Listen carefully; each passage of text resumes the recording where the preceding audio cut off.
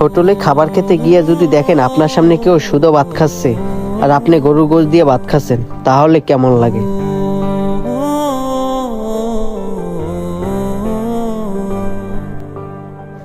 ভাই, এক পিস গোশত নিন। আরে না ভাই, লাগবে না। ও ভাই, আপনি এক পিস নেন। আরে না ভাই, সমস্যা নাই, আমি ভাজি দিয়ে খাইতে পারবো।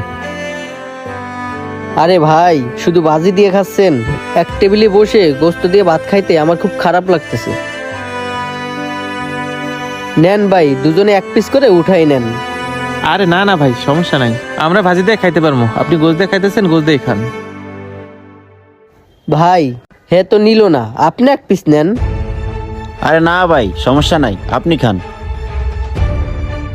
আমরা আমাদের মতো খাইতেছি, আপনি আপনার মতো খান না। দেখছস মিরাজ, হ্যাঁ একটু বেশি করতেছে। হ্যাঁ কি শিল্পপতি নাকি যে হ্যাঁ আইটা গোস্ত আমগো খাইতে করতেছে? হ্যাঁ সোহাগ, আমরা কি ফকির রে যে হ্যাঁ এটা গোস আমরা খাবো? হ, হ্যাঁ খাওয়ার না জিনিস আমগো হাদে। ভাই, আপনারা যদি এই গোশত না খান, আমি আপনাদের জন্য নতুন করে অর্ডার দিছি। নতুন করে অর্ডার দিলে খাবেন?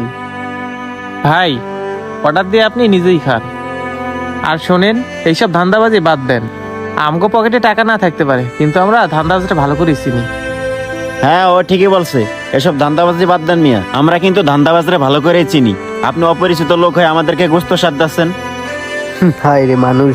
ভাই, আপনারা যে আমাকে নিয়ে মন্তব্য করতেছেন, একটাবারও কি ভেবে দেখছেন যে আমি এসব মন্তব্য পাওয়ার যোগ্য কিনা?